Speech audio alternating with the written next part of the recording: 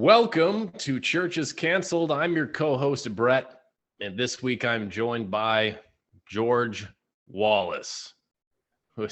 George, how are you doing today, George? I'm doing well. Obviously, a reference that hopefully most of our listeners don't get.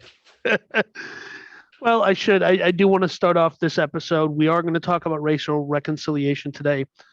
I do have to start off with a little disclaimer. I don't want anyone going on the internet and finding this out later. So it is true. For a period of 12 months, I was a senior strategic consultant to one of America's oldest fraternal organizations. I helped them rebrand themselves. They used to have this title with 3 letters. It was all weird. And I was like, I don't know what a clue or a clux is. So whatever. They're now called the Coalition for Progress and Equity. We had a very cordial relationship. We worked well together. I helped them reframe some of their goals. Unfortunately, we worked together mostly through phone calls. And then they said somebody in their neighborhood got a webcam and they upgraded their Windows 98 computer. So we did a video call. Yeah. And I wasn't able to change the resolution or the brightness. So unfortunately that relationship ended. But I think that we had a very good working relationship. Those guys are really nice. They're all kind of a family, but not really a family. So, that's just I just wanted to put that out there. So what did they rebrand to again? The Coalition for Progress and Equity. The Coalition for Progress and Equity. That's correct. Wow. Yeah. Sounds like you really did some good reconciliatory work there. I hope so. I mean, I just felt like, you're really poorly executing your mission here. And I just helped them realign their values with their brand. That's what I do over at my company. So. Wow. Yeah. Incredible testimony. Incredible testimony. Thank you. Thank you for sharing that. I think we're all inspired as a result. I hope so. So, as you stated, today we're talking about racial reconciliation. That's correct. You're a cracker. I'm made of chocolate. Figured this is the right venue for that. So, but before we get into our chocolatey cracker episode, okay. Are you like chocolate or more of like Nutella? Well, I'm allergic to most nuts, so yeah, Nutella is probably more accurate. Yeah, I'm the child of Indian immigrants. Mm-hmm. But before we say too much about being a child of Indian immigrants, I think there are some things you said you failed to mention in a previous episode that you wanted to cover. Yeah, so in our episode about politics, which we record a lot of these episodes ahead of at a pretty delayed schedule just to make sure they get out, and we have plenty of margin in our schedule. So I don't even know what we're going to title it yet. But there's a handful of things I forgot to mention, and I feel like some of them are going to apply here. So I'm just going to say them now. Christian nationalism, which is a subject du jour for the corporate press, was created by the myth that Christian conservatives have about America. And that myth is that we're this special chosen country, we're God's country, and that we're a Christian nation, and a concept I both reject and I find abhorrent. A country cannot be Christian. People can be Christian. And when Christians I think that's called dominionism. Was doing some research for our episode today, came across the term dominionism, the idea that a certain group of people, by the power of God, has dominion over territory and sometimes over other. Is that similar to what you're saying, or really? Yeah, it is. It's kind of similar to what I'm saying. And that I believe a lot of lovely Christian people believe that our country functioned in a certain way, and they believe that the Constitution was real, and that God's on our side. And then the events of 2020. Yeah, that Moses wrote the Constitution right alongside the 10 Commandments and everything, right? Correct. And they have this mythos that this country was founded on Christian principles by Christian people and that mythos was destroyed in 2020. Um, and listen, as a guy who's a libertarian, watching that election happen, whatever you think happened, my view is that all elections are fake. Doesn't right? Yeah, So they are. for not for different reasons, but you know, and that their faith in the system was shattered. Their faith in this country's system was shattered, and for a lot of them, what ended up happening is they dove into some of these weird conspiracies and other stuff because the alternative was to believe that their entire lives were a lie and that America was not this what they thought it was. I don't think America's evil. I don't think it's not evil. I just Yeah. think it is. And like listen, I'm pretty anti-political. Can you be more specific? In what regard? So when you say that people had their what they believed in, their belief in the system was shattered because of what happened in 2020, what are you talking about? So there was lockdowns, Yeah. and so a lot of lovely conservative Christian people believed that the Constitution mattered. Mm-hmm. Now, I'm of the mindset it only matters when they can use it against you. It never matters when you can use it against them. Them being the government. Yeah. There's 50 colors of government in this country. Your state, your city, your county, your school district. In Texas, I was denied to vote on the Uber. Remember they're trying to ban Uber and Lyft? Yeah. It was actually the day we were moving out of our apartment, we were splitting up. We reconciled racially. And I went to go vote because I thought this was horrendous. Like I was whatever. They said, well, technically you live in Austin, but you're in the wrong water district. You don't get a vote on this. I was like, what? Because Austin is the blueberry and the tomato soup. Our water district is where it turns red again. It's where it turned back into Texas, right? Here's Los Angeles inside of Texas. It turns back into Texas. So they're like, yeah, you can't vote on this. But I'm like, I can't vote on it, but at the same time, I won't be able to use Uber if it passes. Like, right. So, I had a friend who's now running for office, actually in Minnesota, go on Facebook and say, I can't believe they didn't consult the American people about lockdowns. Bro, you thought this. Yeah. And so those people, and one of these guys is one of our friends, dear friend of ours. And so you're saying people thought that they had what are called rights?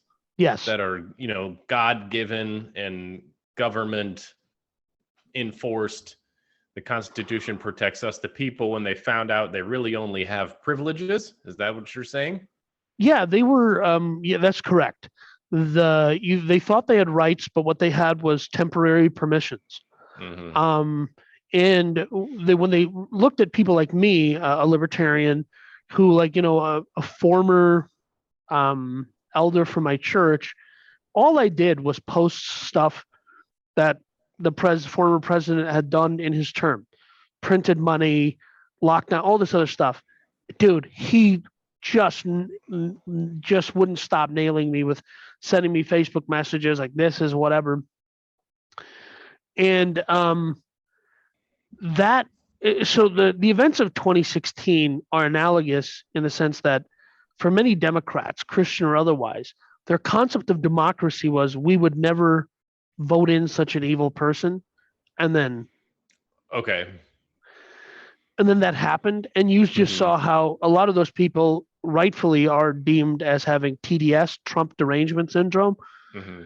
And they're correct. But the thing is, Trump derangement syndrome cuts both ways, right?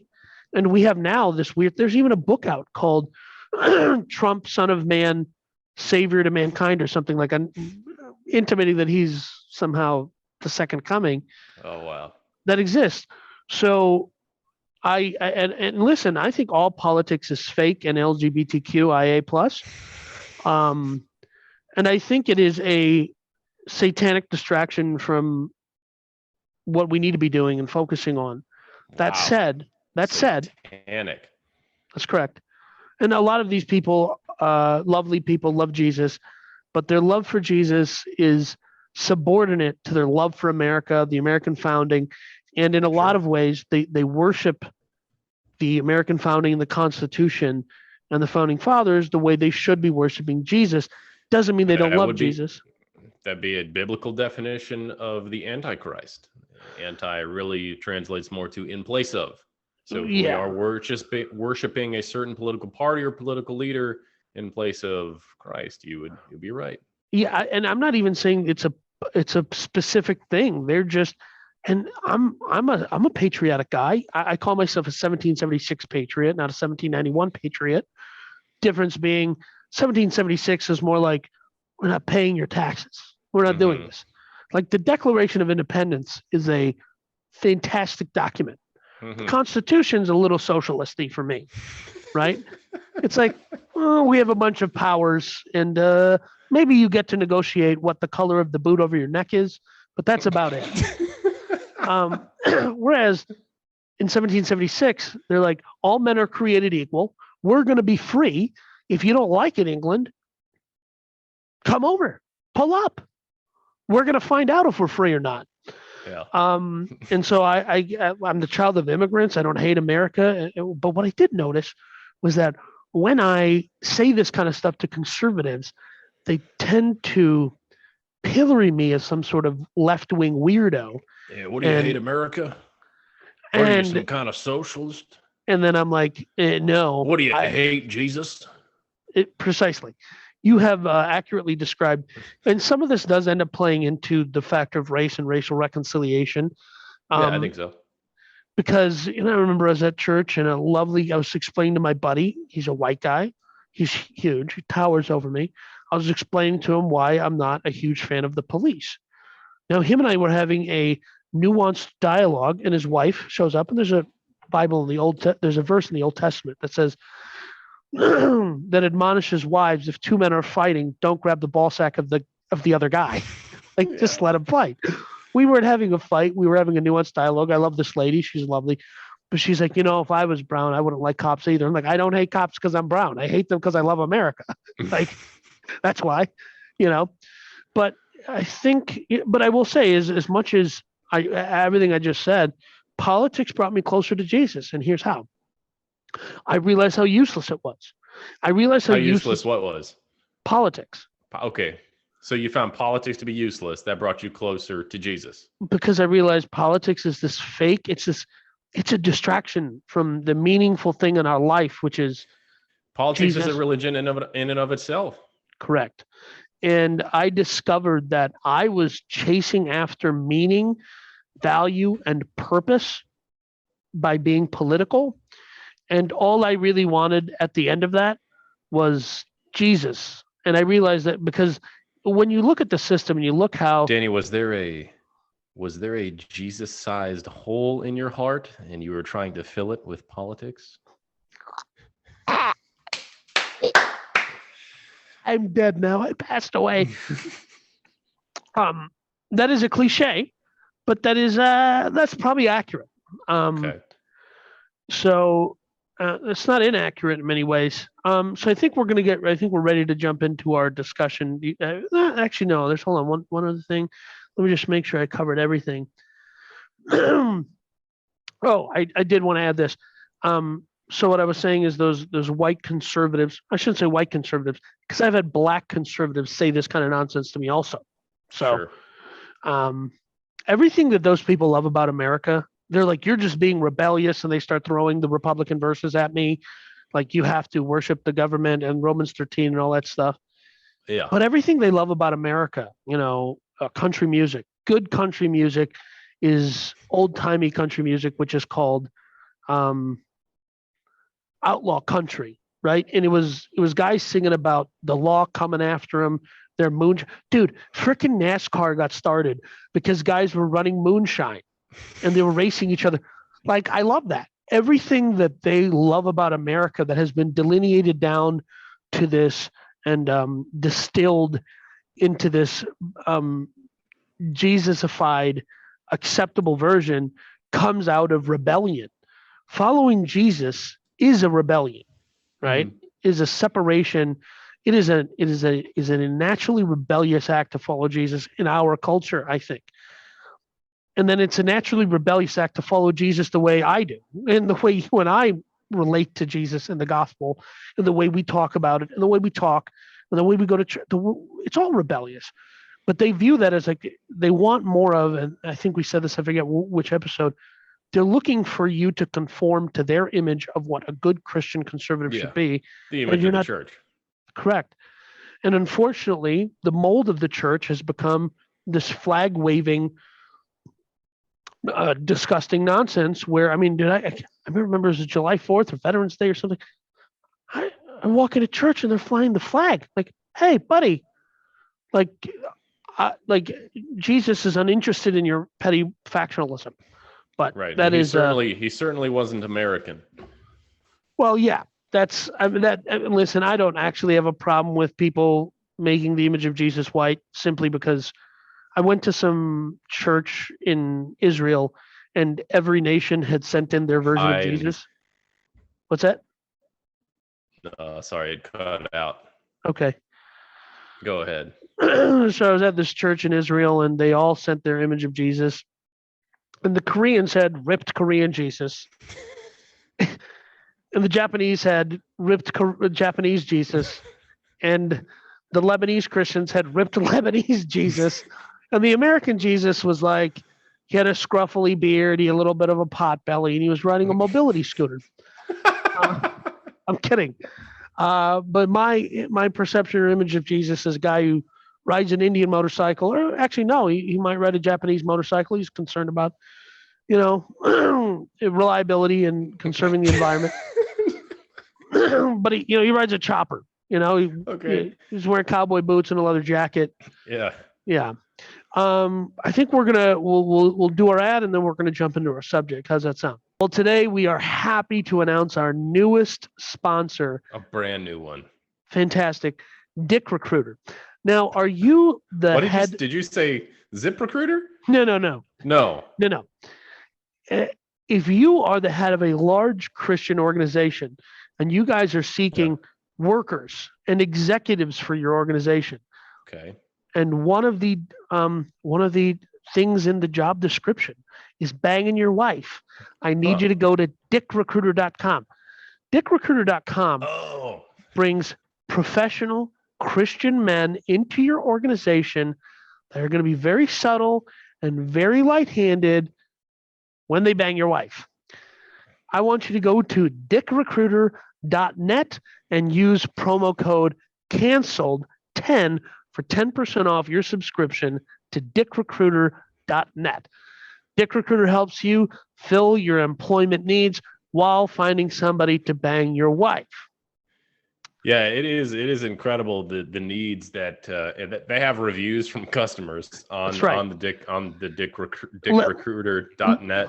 Right. It's just if your business and your ministry and your marriage has a void that needs to be filled, Dick Recruiter can help you fill that void in more than one way. That's correct. Let me read you this review. Let's hear it. This is from a guy named Jerry, and he says, "We use Dick Recruiter to help find Giancarlo for a position at our university. We run one of the largest Christian universities in America. Yeah. Dick Recruiter helped us fill so many voids. We couldn't be happier." That's dickrecruiter.net. Promo That code review canceled. from Jerry. 10. That's right. Wow. Jerry F. I didn't give his full last name. Jerry F. That's right. How do you not go to dickrecruiter.net right now after hearing that review from Jerry F. and have all your employment and the ministry needs fulfilled? That's correct. All right. Well, let's jump into our topic for this week, Danny.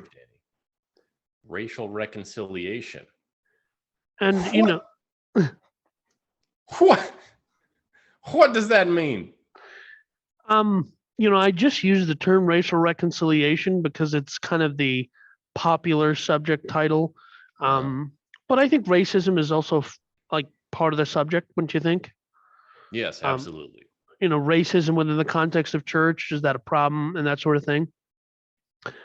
racial reconciliation is basically the idea that whites and other minorities or other groups of people need to be reconciled. Is that a fair kind of? Yeah, they need to be brought back together. There's been a divide. Hmm.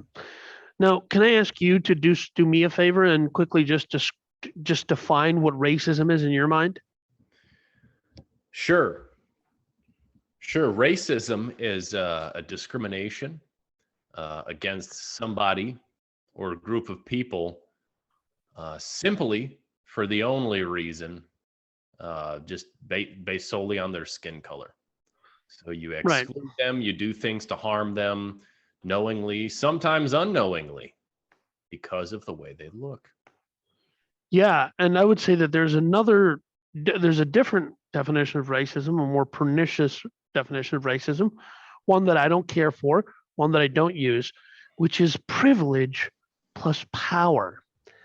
Now, the first time I ever heard that definition, despite someone who's, kind of well versed in, kind of some of these subjects, was from your ex girlfriend from the church that we helped plant. Oh, really? Yeah, and that was the first time I ever heard familiar with the concept of power. I'm familiar with the concept of privilege, Hmm. but I slept through or skipped or didn't bother to care about most of my university courses. Right. So I never got that piece, or I'm sure somebody tried to brainwash me with it once, but it didn't take. So I think that is pertinent to our dialogue about racial reconciliation, and the church. Our subject today. I think that definition plays here. So Yeah, that's important. I think if you're saying that, like, if your definition of racism is just what I said, where people have done bad things to other people because of the color of their skin, and you say we need to reconcile because of that, there's you're going to approach that problem in a different way than you would if you're saying, well, my definition of racism is that people have power and they have privilege and others don't, and because of that we need to reconcile and bring them back together. I think those are two very different problems, so they're going to have two very different solutions depending and I on which think one you're trying to fix. and I think that if your definition is the one I gave, you're approaching something and you're trying to foist and force people who don't have animosity towards other people based on their race. They may have animosity towards people who look different than them, and that could entirely be cultural, could be their views. It could just be that the brown person's being a dick. That's also a possibility. Um, and so the reason this is a conversation that I think that is pertinent to have for us between you and I is because there is these two different definitions. So there's a group of people trying to do racial reconciliation, white, brown, and otherwise. They're trying to do racial reconciliation, and they're having the biggest where they're butting heads is this definition, and they're kind Sure. of Yeah. talking past each other. Yeah, And absolutely.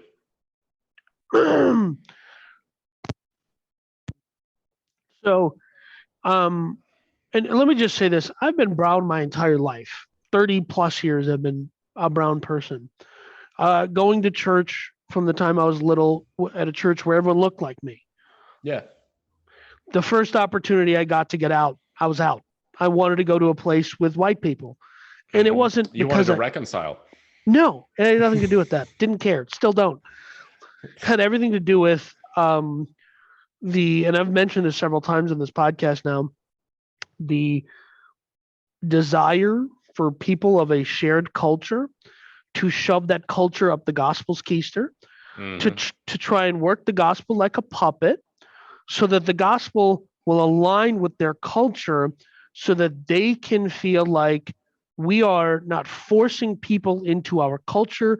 We're just presenting the gospel. And when they're not adhering to it, we're just holding them accountable. Sure. And So you think that's less likely to occur in a more diverse church? Are they less likely to force their culture up the gospel's keister? I like that motion. thank you. The sound effect really does it justice. That's what it sounds like Yeah. from Wouldn't know. experience. Um, so I don't know that it's necessarily true what you're saying, that that I was asking, not saying. no, I know. I don't know that it's necessarily the case because, as I mentioned before, we see Christian conservatives shoving conservative culture up the gospel's keister, and I find that detestable. I don't like it when the brown people do it with their culture. I don't like it when the other people, the white people, do it with, or for a more broad term, American people do it with the conservative culture, or politics or whatever. Mm-hmm. I do feel though it is much harder to enforce in that scenario, right? Sure. Because there's going to be differing views, and Mm-hmm. so I'll use this as an example. I grew up child of Indian immigrants. The concept of dating was not only foreign but unchristian. It's unbiblical.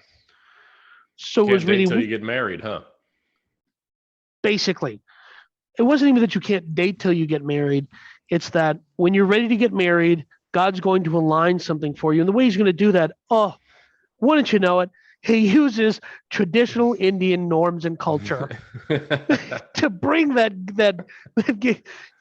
it's just Yeah. wouldn't you believe the coincidence? God is good, isn't he? Yeah. Um, and so going into a predominantly white church, or if you want to say that, where that was not weird, like that was not a factor. They're like, of course you're going to date somebody when you're 18 or 19. And then in 5 years or 4 years, or whenever you graduate from North Central, you guys are going to get married right after. Right, Or, exactly. or Bethel, or University of Northwestern, or Liberty, any of these places. Mm-hmm. And that wasn't so that was one example of that. So in the context of racial reconciliation in this conversation, or racism in the context of church and how that's continuing to apply, I want to cite this guy named Vadi Balcom. Now the problem is I can't pronounce his name to save my life. Yes. So, but he gave a sermon about this, or a speech or whatever, and he was doing a fireside chat. He's sitting down with a guy talking about it. And this has been my experience. People want to hear from black and brown and yellow Christians until I start reaching the wrong conclusion. And then it's like, shut your dirty mouth. Don't you dare say that.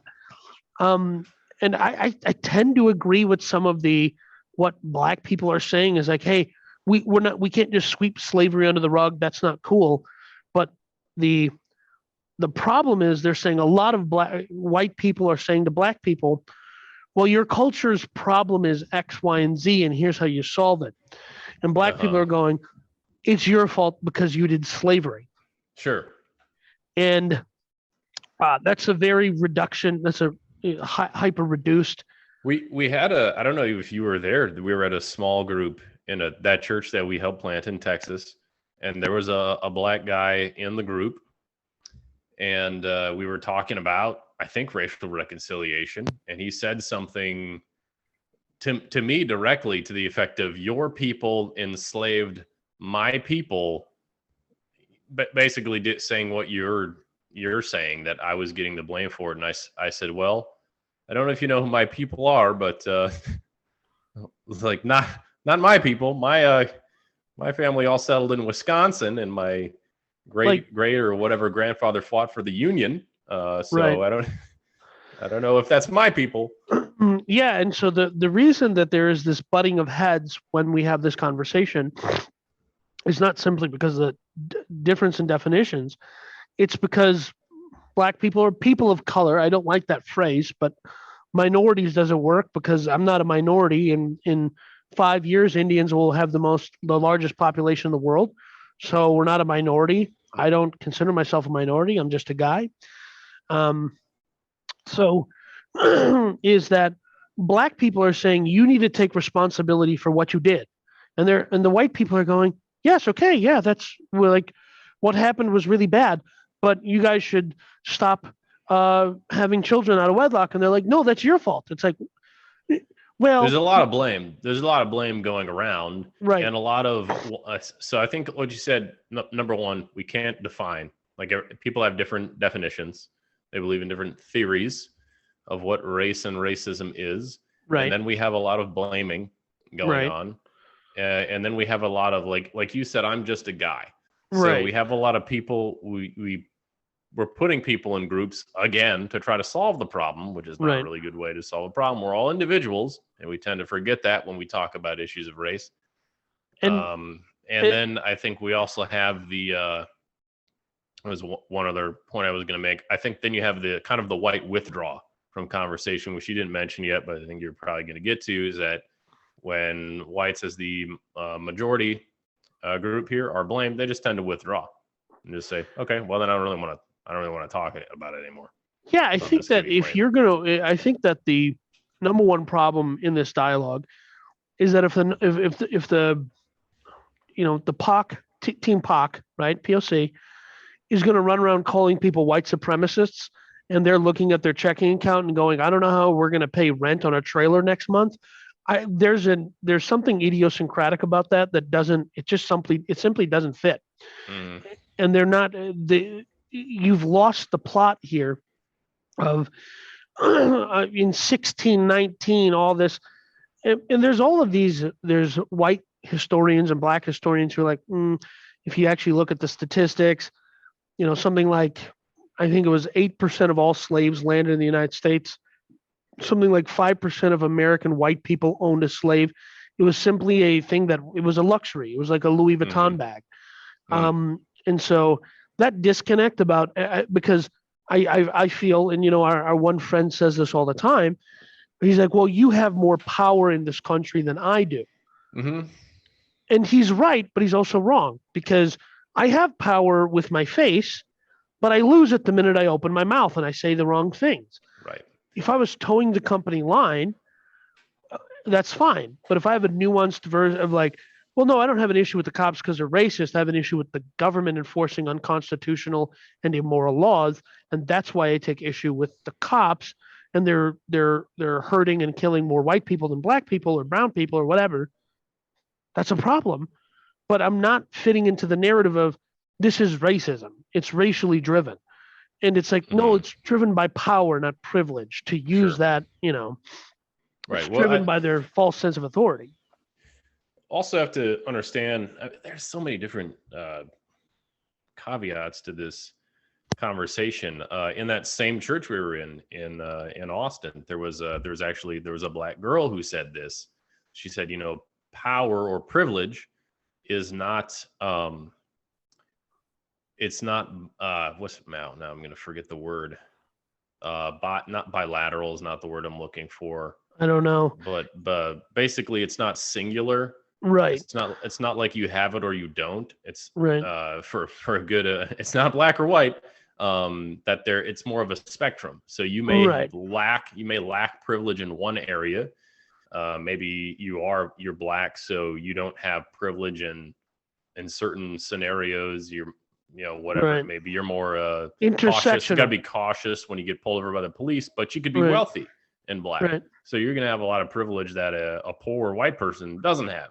Right. So I think that's a good point to remember too. There are different kind of flavors of power and privilege. It is more of a spectrum than right. than And just having it or not. Was the term you were looking for intersectional? No, it wasn't. It Okay. was by something, not bisexual. Okay. Whatever. But, no, I so the parts of this conversation that infuriate me is when at the church we helped start. Before we even got going, the pastor took me to Tyson's Tacos off of Airport Road. Still my favorite place to get tacos. And you can tell Tyson's or Torchy's? Yeah. No. Torchy's is the freaking chain. Tyson's. Okay. And you can always tell when somebody's not from there, because they will sit at the shack that's next to the taco trailer, and then a grackle will just come and eat their taco, and they're like, and the guys at Tyson's will see it from the window, and they're like, all right, we'll make you another one. We know the drill. But because I always eat them in my car, but he's like, listen, I gave you permission to be your full self. And then when I was my full self and I started saying some libertarian stuff and started not agreeing with their views on race and sometimes in conflict with you, not conflict, but I was taking a different position than you. And I was saying, I still believe some of the stuff. If we continue down this path of having the conversation the way we're having it, you're going to disenfranchise and already have in so many ways white people from ever caring about the subject. And I think you were saying white silence, or what was that term you used? I made that up. Yeah, White withdraw. I made that up. I don't know if that's commonly used, but white withdrawal from the dialogue, and I don't blame them because yeah. if you're in a situation where you're trying to explain to someone, the way that he was approaching the conversation was just assuming all whites have more power and privilege than everyone else, right? Is that fair to say? Okay. Completely fair to say. And I don't agree with that. I look at this country and I go, Indian immigrants are doing just fine here. Their children are doing fantastic. There's been two Indian governors, or the child of Indian immigrants, two governors. We're running basically all of tech. Until 2 weeks ago, we were running Twitter too. Like we lost out on the Twitter, but and so when I see people of color, my color, doing well in every strata of our society, academic, business, everywhere, I go, this is not a problem of race or privilege. It is a matter of culture. And it is. Do you think that black people think differently, though? Yes. You're brown. You're quite a bit darker than me. Right. But you get darker and the culture changes and things change, right? So from the opposing viewpoint, the Asian American, which Indians fall under, is actually one of the most successful, at least economically speaking. I think it is the most successful group, even more so than white Americans. True. In terms of the economic status in America. So how do you respond to that? I respond to that by saying, anytime one of my cousins marries a white guy, I go, why are you bringing down the family's GDP? Like our collective net worth just went down. What are you doing? I respond to that by saying that they need to have a change of frame. They need to understand the subject differently, and that the culture is the problem within communities.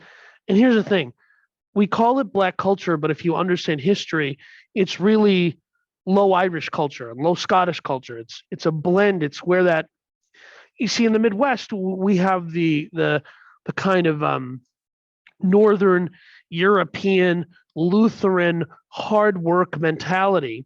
Yeah. And in the South, it was dominated by the Scottish and Irish, and this is all stuff. A guy named Thomas Sowell, a professor of economics, a social critic, has written who knows dozens of books. His name is always trending on Twitter. Whenever I log in, he's always trending. I'm always worried because he's old, so I'm always like, "Is this the one? No, Uncle Tommy, please don't leave us." He's a Black guy, but I do remember someone from that church saying, "Well, he's using white statistics." Numbers are numbers. I don't know how to help you at that juncture, but I will throw this, a vine, if you will. Mm-hmm. It's entirely correct that the problems within the Black community, in my view, are entirely created by white people. I don't disagree with that. It's just you're blaming the wrong white people. It's white liberals, as Malcolm X had pointed out a lot. It was white liberals that were intervening into the Black community and saying, "Oh my goodness, we need to do something." And Jason Riley is an author. He's a columnist at Wall Street Journal. He wrote a book called "Please Stop Helping Us." And so I think that we have a Barna survey or something like that, a study or something. If you want to pull that up and maybe talk about some of the stats there, but I think that when it comes to and there's plenty of books you can find from Asians, and even Lecrae, from one Asian guy, it was taking my faith away from whiteness. I think Lecrae made a comment, the rapper. And I was like, Mhm. Lecrae, you made an entire career performing to suburban white kids. You're gonna tell me they're racist now? Like after giving and so Well, so you mentioned the study, and I do want to. We'll yeah, use this to transition into. We've talked a lot about race, and yeah, we've talked about the problem. yeah, We've talked about part of the problem being it's defined differently by different people. correct. Uh, but we'll talk. We'll transition into now, like, what does that have to do with the church, and how Right, involved should the church be? So that right. question was asked by this survey. Hey folks, can you tell we didn't prep this one that well? Life goes on. So Barna.com, you can just Google Barna racial reconciliation. This survey will pop up for you. But they surveyed some groups. Okay, I don't know how many groups. I don't care. Go look at the study yourself if you if you want to know about its validity. I'm just going to give you the results. So basically, and they break it down to white practicing Christians, black practicing Christians, millennials, Gen X, boomers, and elders. I'm just going to give you the all practicing Christians. So uh, they asked basically, how do you think the church should respond to the African American community now because of the 400-year history and everything that's happened between slavery and racism and all of that? 28% of all practicing Christians that they surveyed said there's nothing the church should do. 26% said repair the damage. 16% said repent. 12% said pursue restitution. 8%, this is my favorite one, 8% said lament. We should just lament about it for a little while and then that's I'm it. Then we'll do it. I'm And then game with that. 26% said don't know. So the biggest categories there being do nothing, don't know, and repair the damage. But pretty evenly split, somewhere in the Right, mid 20 percentages. So this is an issue that the church is split on. That's not even saying if we should do something, what should we do? That's just right, saying, should we? And 28% said no, 26% said yes, and then another 26 are just like, I don't know. right. No, I think the problem with like do nothing. Kind of agree. And the reason I say that is we are so divided on the subject. Um, and I believe this. I think that it's probably fine for us to all go to churches where maybe there's because we're just going to create strife if we there's no solution here where when two groups of people are so divided on a subject we can't even agree on the definition, right? Yeah. And Vadi Vacek Good luck. Balenciaga. He so Vincent Balenciaga. So in one of his Body Balcom. yeah, that guy, lovely guy, black guy by the way. From I think he's from DFW if I'm correct. Runs a Christian university or seminary in Africa. So I think gonna say he's a little more black than some of the black people in America still complaining because he actually went to Africa to start a university. But in one of his sermons or whatever that I put up here, he said that he saw in his experience that there was through the Promise Keepers movement that there was white pastors concerned that their church wasn't doing a good job of being welcoming to black people. And he said, I'm a black guy with a black wife, black kids, and the black people just didn't care. Mm-hmm. And you can't make a person or a group of people care about something that they don't care about. And there is the personal story from you and I, as a quick side note, we were at a church that we were trying out in Austin, Texas. And this church bragged a lot about being in the most Hispanic neighborhood in Austin. Oh yeah, we set up our campus right here. We do so much good for this Hispanic community here. And I looked around, and there were never any Hispanic people there. There weren't. They did have a Spanish-speaking service. Maybe that's where. yeah. didn't see anyone, but I brought it up because I had been taught, racial reconciliation is important. If the church is going to do its job, it should look like the kingdom of God, which should include all people. And so I was like, well, they're bragging about being in the most Hispanic neighborhood in the city, but there's no Hispanic people here. Isn't this a little bit of a problem? And I distinctly remember you saying, hey, Brett, did you ever think that maybe people, including minority people, just want to go someplace with other people who look and speak and act like them? And this is where I come to, what's the purpose of church? In my mind, the purpose of church is community.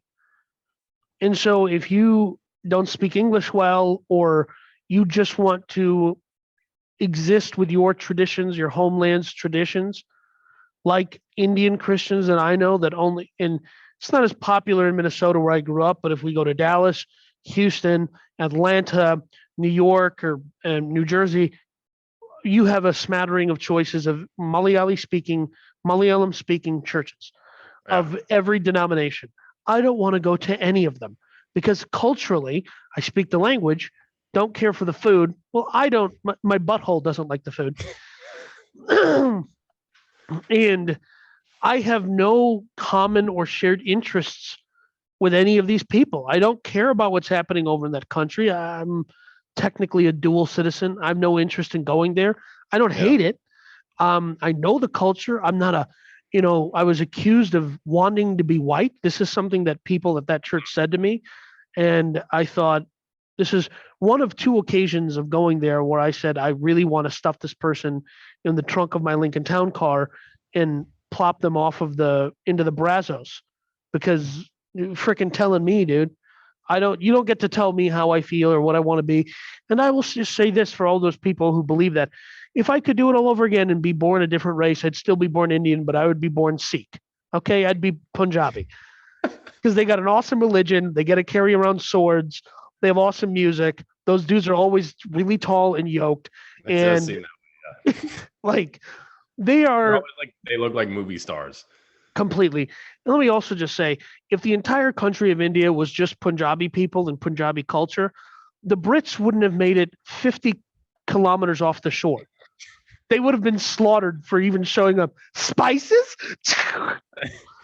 They would have gotten their hands cut off with salami swords. So I like their culture.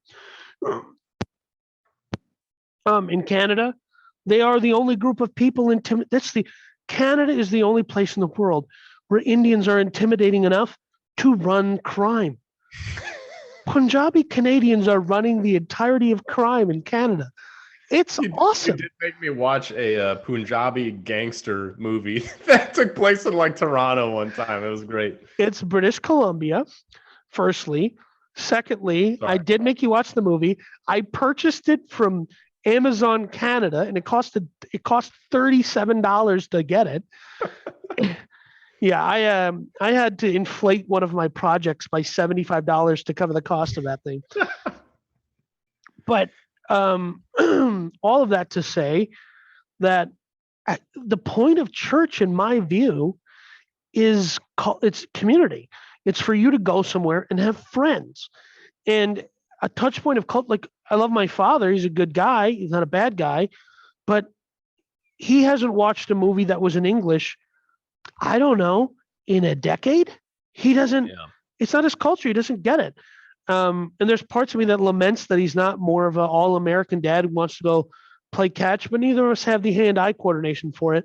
So instead, what we would do is I would bring my math homework home and he would try to tutor me in it. And then he would start yelling because I suck at math. And I would just be a general disappointment of a son and get a liberal arts degree and that kind of thing. But I think that this conversation isn't looking at first of all, the whole purpose of going to church. I asked my grandfather, what's the point of going to church? What is it for? He's like, yeah, it's true. There should be some Bible teaching, and that is important to go to a place that is correct theologically. But ultimately, what it comes down to is it's about friendship and having a community of Christian friends and people who, that whole living the gospel, doing life together, all of those cliches that give me diarrhea just talking about. Yeah. And it's not unreasonable. Have you ever hung out with a bunch of black people? Yes. It's a whole different vibe, bro. It's It's fun. a completely different vibe. Um, but I will also add to that saying, I know black conservatives who aren't invited to the That's cookout a whole anymore. different vibe too. Yeah. And black conservatives are a different vibe completely, because it's all of the like love America stuff, but it's still black people. So, I mean, listen, I love hanging out with black people. It's a goof. It's a real good time. I love going to black barbershops, but it's one of those things where I I can visit, but I can't live there. You know what I'm saying? It's a completely different culture. And Mhm. I don't find it ridiculous that they want to, I find it offensive when any culture tries to shove their culture up the gospel's keister, Mhm. whatever the noise was he made, that Ooh, you said it wet. he swirl. Yeah, okay. All right. So the church I ended up going to after the one we helped plant, um, I just went there because they had hot chicks and they had fat bottom Mexican girls and the whole rigmarole I say in every episode, basically. Sounds about right. They had rebranded to Mhm. to this new name so that they could, we're the shimmering ocean of diversity or whatever this nonsense was. And I said to someone, culturally, I don't know. My face fits in, but my culture maybe doesn't. You know, and so one of the gals was like, "Oh, you're gonna have to go like 45 minutes outside of Austin. No one thinks like this in town. You're so." Again, I was being othered. I was being Mhm. othered for having a culture that didn't fit necessarily with their expectation of what my face is. Um, and so I ended up going 2 miles down the highway and finding an awesome church. And there's a freaking large Mexican dude on the worship team playing bass guitar because you can't play acoustic when you're that big. Well, no, the strap it becomes I wouldn't know. Okay. And I looked in the mirror. I thought I was looking in a mirror. I was Yeah. like his forehead was a different color because of diabetes, and he had a hot Mexican wife. That girl had to be the size of his thigh. Like his thigh, and her were the same weight. But Yeah. what I learned there was this is about culture, right? And Mhm. my view is that we all came together, and I'm not a conservative. I wasn't a conservative at that point in time, but my values were a little more traditional. My hobbies fit in more with those people, right? Then, like, so it didn't matter to me that these were people that didn't look like me because they didn't. There was a lot of white people, but guess what? It's Round Rock, Texas. There's blacks and Hispanics and Asians. Everybody was there, but Mhm. never once. And I think there's a black guy on staff. Never once did anyone bother to go like, "Oh, it's a really important thing for us to be racially diverse." Right. And what I've discovered at those churches where they're super concerned with racial diversity from the top, Yeah. I stop being an individual and I start being a token representative of a culture they're too stupid to know has nothing to do with what they think it does. Sure. Southern Indian people from Kerala who are Christian, our culture has nothing to do with North Indian people, right? We don't even like each other. My father has a saying, never trust a Patel. And he's right. He's not wrong. And so, but they don't, and this conglomeration of like, you're a brown person, ergo X, Y, and Z. I stopped being an individual and I have a very Ayn Randian, and I know that sometimes that clashes with the gospel and being Christian. I have this Ayn Randian notion that I A don't little bit. exist. I don't What exist to did be. what did Ayn Rand say? She said, "If there is a God, he is my enemy." Right. Okay, let's not focus on that part of what she said. Um, what she did say that I agree with is that I don't exist for other people. Right. And what I in the context of that for me is I don't exist to be a token for your weird project. I'm not here to emotionally satisfy a need you manufactured for racial diversity, right? Because what you're asking for is racial diversity, but cultural hegemony, right? And I don't fit into that. Interesting. What's that? I said interesting. I haven't heard it put that way. Yeah, and that's what all dialogue is about: racial diversity and the ESG and diversity, equity, and inclusion. All of it, bar none, church or not, have We want nothing. everyone to look different, but you have to believe and behave the way we want you to. Correct, and I'm not doing that for anyone except for Jesus. I'll behave. I'm going to do everything I can to conform to the image of Jesus in the gospel. I'm doing everything I can here. Sometimes I flip over tables and ride in on a white horse with a sword made of marble. That happens. Can't help it. And this notion that the white people will treat me like an individual. They'll ask questions about my culture and where I come from because they don't view that as offensive. And then I get to educate them and say, well, I'm not this kind of Indian. I'm that kind of Indian. And I don't really care about this stuff. And my grandfather used to write letters to both Bush presidents saying that don't trust any of their garbage people who hate you. And like, and so you want to feel like an individual when you go to church. It's not that I want to feel like an individual. I don't care. Like one. I just want to be treated like a person. I don't want to be treated like someone else's perception of a culture they think I might be a part of. Gotcha. And maybe that yeah, could that be the right way towards racial reconciliation? Treating people as a person and not just as there's some part of some culture that you need represented in your organization or institution. I think that when I look at the survey results and we see how split it was, 26%, 28%, 26%, do nothing, do something, I don't know. I think the answer is just that if the church is doing what they're supposed to be doing, I had Galatians 3:28, it came to mind. There is neither Jew nor Greek, neither bond nor free, neither male nor female, for you're all one in Christ Jesus. If the church is doing that, what they're supposed to be, just treating people like, hey, we're all together now under Jesus, then that may be the way towards reconciliation. If we're concerned with this group has had more power and privilege, so we need to give this other group more power and privilege, like you said, you're going to just start to marginalize people all over again. And I think that just reconciliation in general is the primary message of the gospel.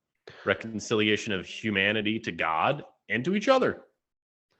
I completely agree with what you're saying, and I would add to that. A friend of ours was saying she's a black person, and she's like, well, I don't feel like I don't want to be the person that has to go extend an olive branch to white people and dance for them. And I was like, okay, weird, but like the point of what she was saying was she didn't want to be the bridge builder. She didn't want to have to be the representative. And I go, So here's the problem. The white people there's enough white people within the context of church that want racial reconciliation. And the black people go, yeah, we don't care. Right. But at the same time, you go into those white people's churches and there is better than 13% representation of blacks and other varieties of minority. And you go, is this really a problem?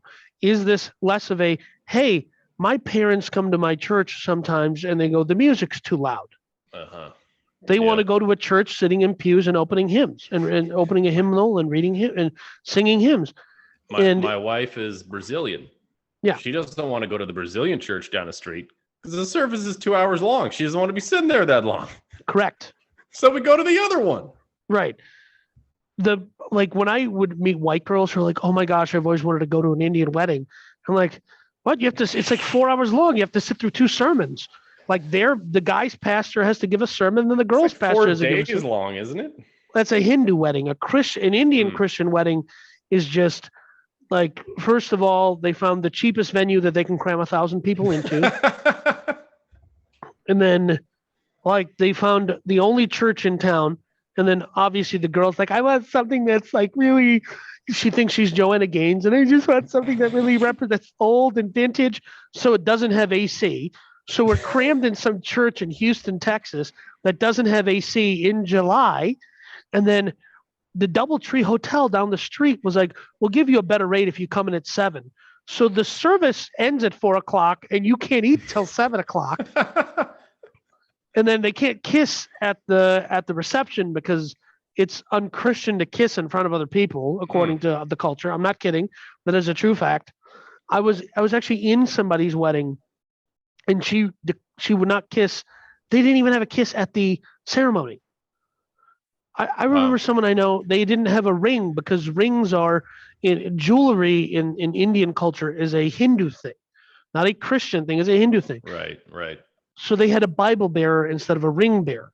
And I remember the minister doing the service is like, if you're not going to have rings, that's fine. But then what are you having a Bible bearer? This is dumb, right? But at the reception, you see the bride wearing 2.5 carat princess cut. So you got the ring, but you're not going to put it in the ceremony? Yeah. The idiosyncratic nature of that drives me nuts.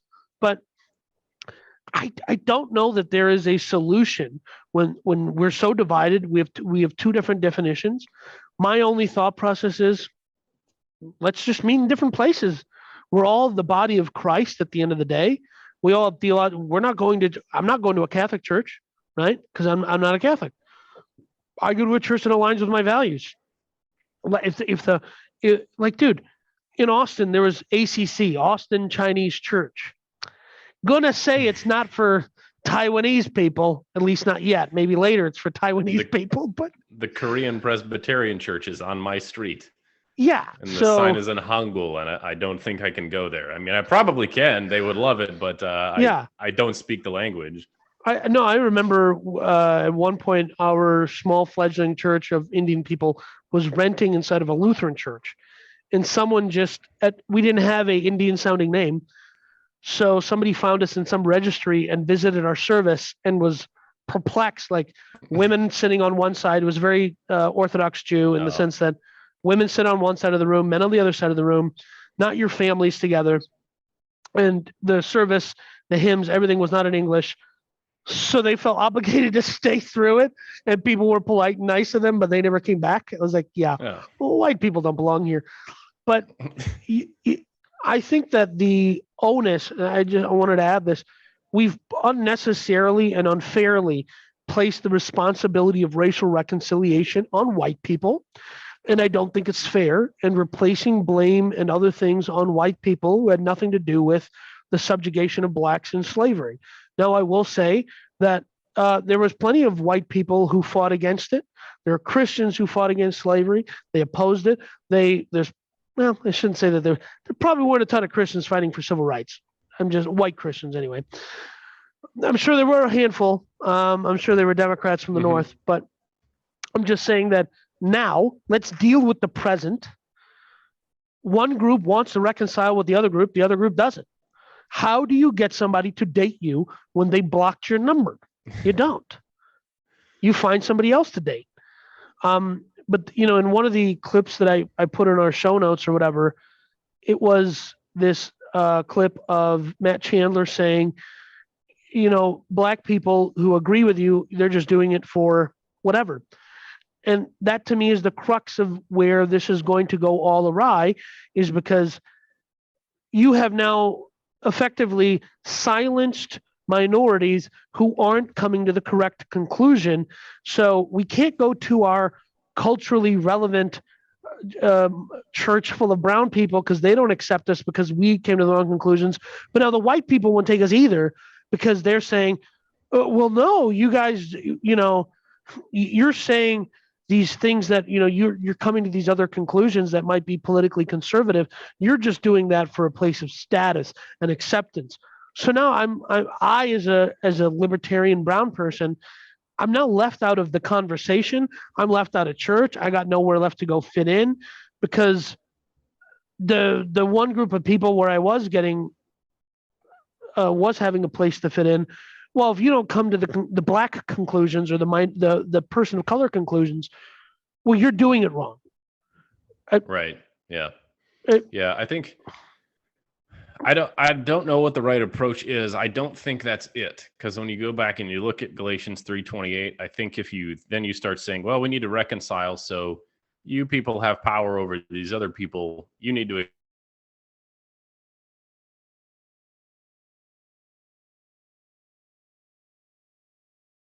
extend the face of that verse, which says we're all brought together in under Christ. So I don't know the right way to do it. I think when we look at Scripture, I don't think Scripture gives us a right way to do it either. I think a lot of Paul's letters that we see in the New Testament are him trying to figure this out. Racial reconciliation, we'll kind of use it loosely, but the Jews and the Gentiles. There's a lot of Paul's writing in his letters to various churches about how the Jews and the Gentiles should get along, how they should reconcile their cultural differences and get along alongside one another. And I don't think there's any great answers. I think they're just kind of muddling through it at the time. And I think we have to do the same thing. I think we kind of just have to muddle through it.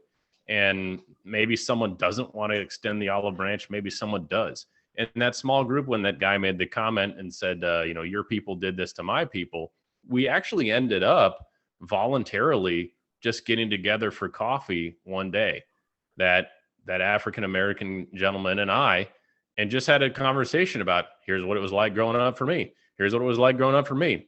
It was a really good conversation for both of us to have. Now, I don't think we walked away with it with any hyper spiritual feeling of, hey, now we're reconciled and now we're awesome and perfect together. We just solved all the world's problems.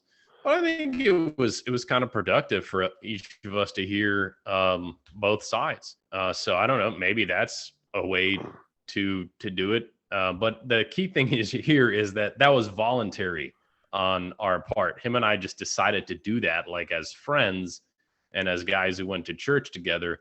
Nobody made us. There was no counseling team or pastors who said, you know what, we need to reconcile racially, so you two need to get together and have a forced conversation, which is sometimes I think how we're trying to do reconciliation. And that way is not going to work. No, and you can't force it. And I'm just saying that I am accepting of people, white, black, or otherwise, who throw their hands up and go, this is a waste of time.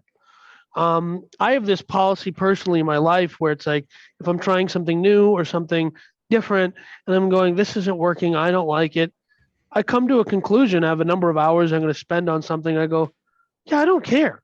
Why am I wasting my life on this pursuit of something that that it's a Rubik's Cube I can't solve?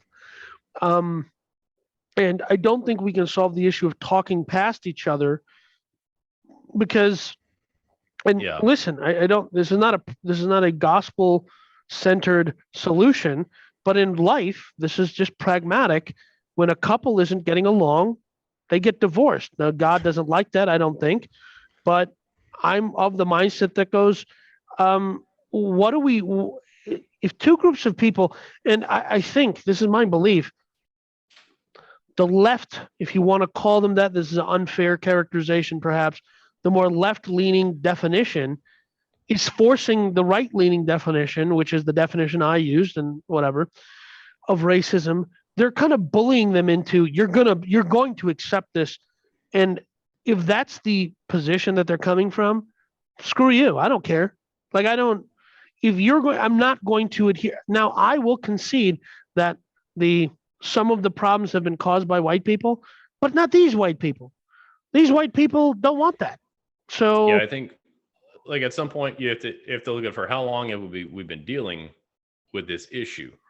There was, and I should have looked this up before this podcast. This was a statistic cited by the Reason Roundtable, Roundtable podcast, Reason magazine, in which basically the gist of the study found that we think that now, as compared to in the 1990s, when they surveyed people asking the exact same questions, people think we are now more racist than we were then.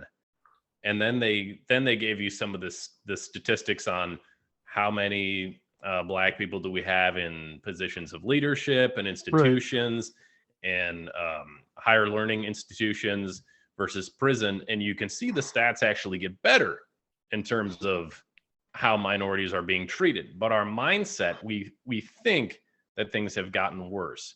I think at some point we have to take a look at how long have we been talking about this and not coming up with any one great solution.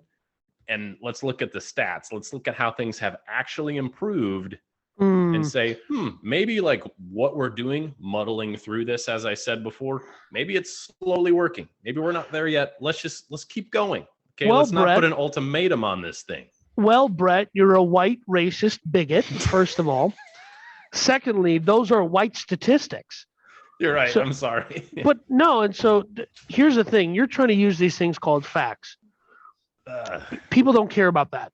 I've learned one thing in having those conversations over and over, and coming to a place where I'm withdrawn from the dialogue, don't care anymore, is because I was unable, and perhaps I'm a terrible messenger. That is a fact I'm ready to admit, ready to believe.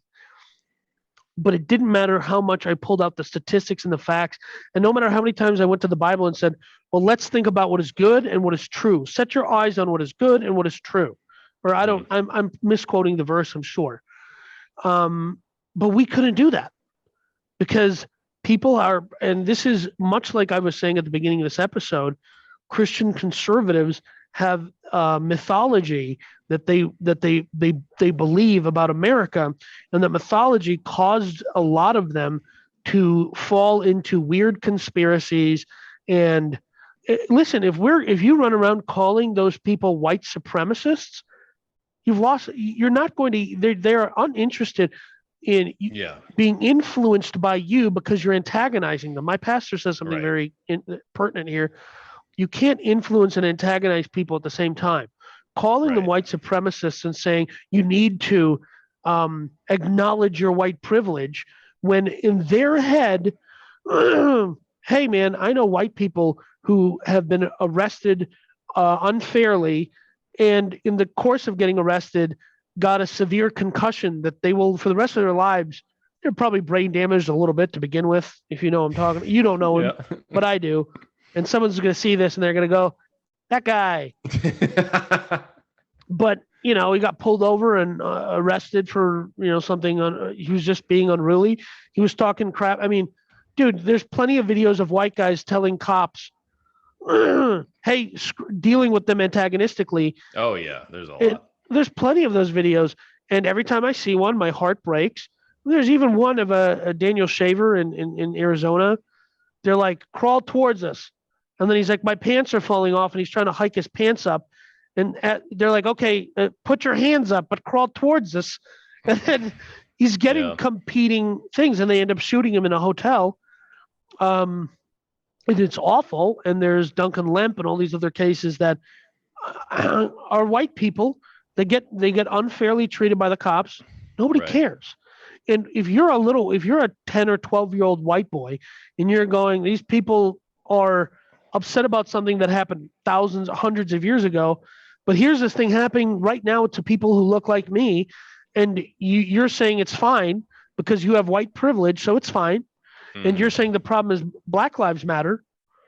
Well, aren't you doing exactly what the United States intelligence agencies did in the Middle East to create all of those organizations so that we could go and fight them, and so that Halliburton could get a big contract, right? Isn't that kind of scary comparison? But it's pretty good.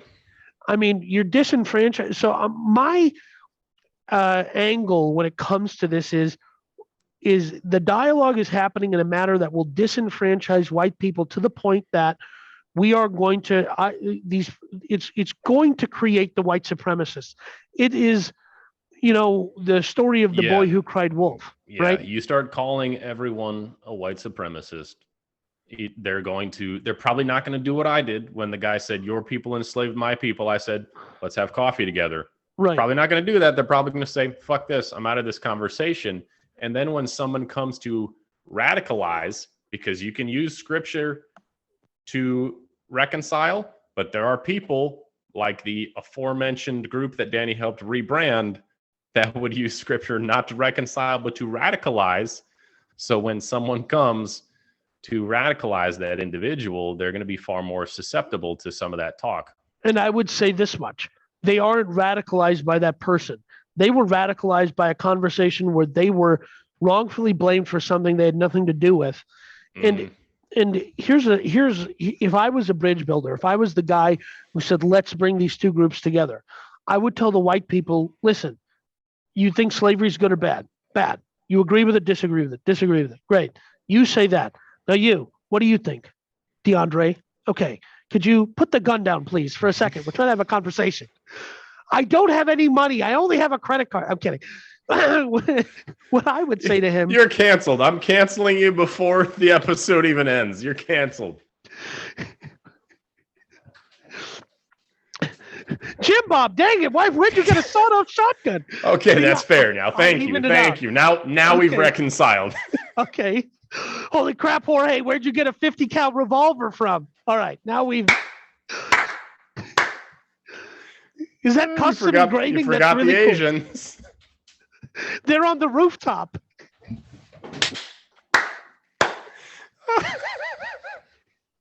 The Korean Presbyterian Church.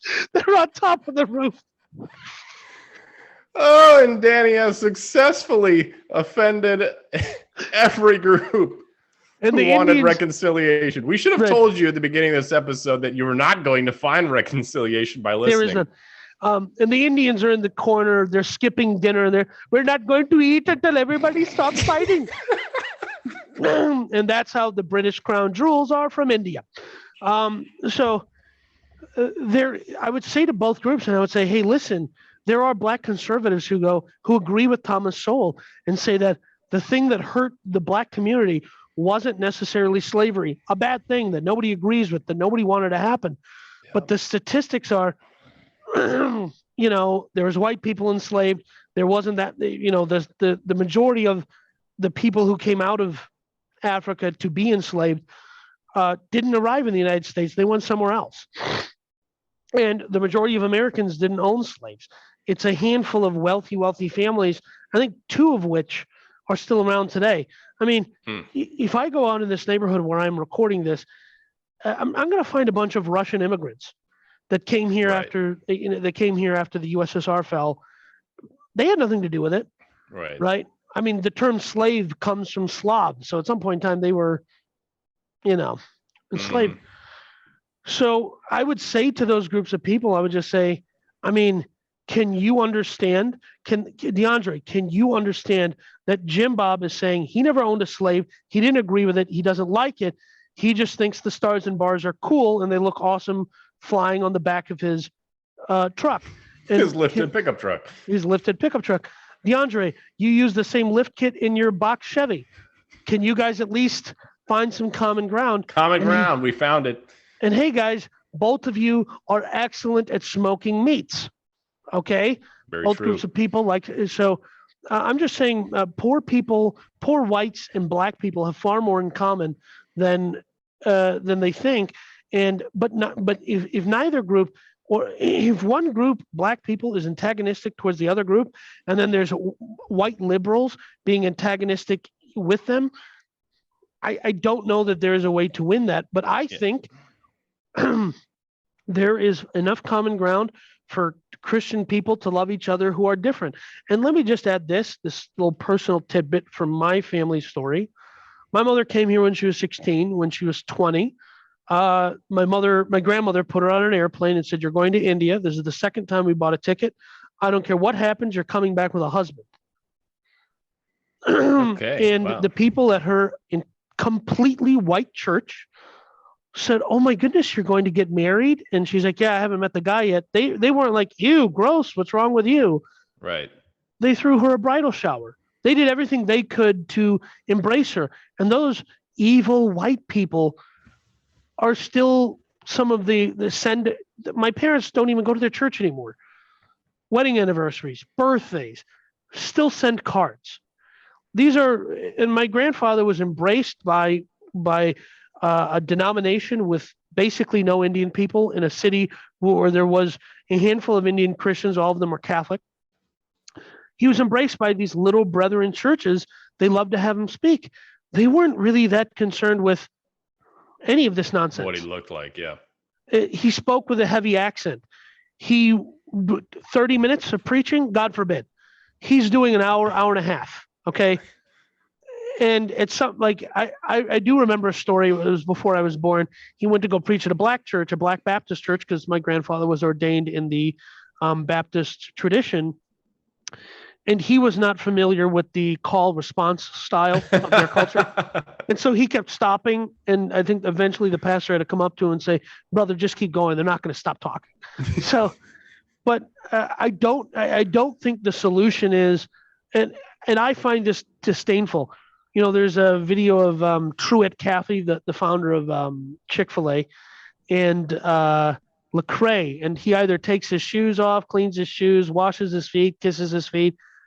No, I'm uninterested in any of this white guilt nonsense. And anytime I see anyone engaging in what I call white guilt nonsense, out. I'm done. I don't want to listen to you.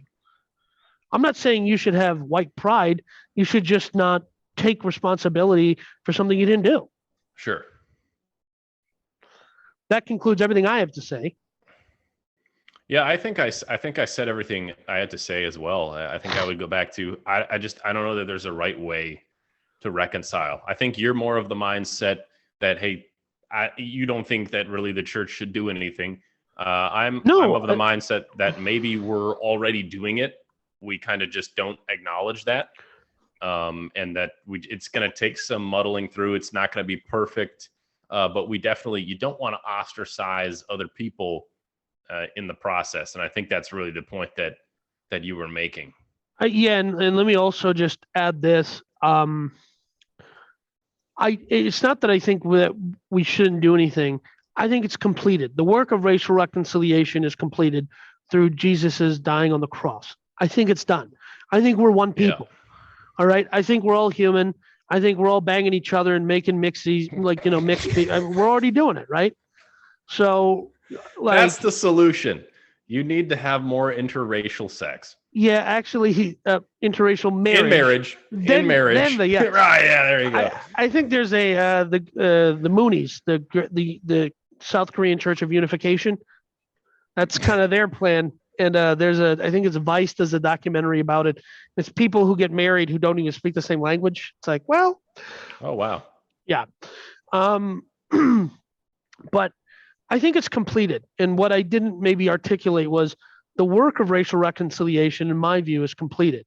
Now, where we choose to meet on Sunday mornings it's imperfect, but in this life, to quote Thomas Sowell again, in this life, nothing is perfect. And we have to make trade-offs. And one of those trade-offs is we're not going to meet in the same place.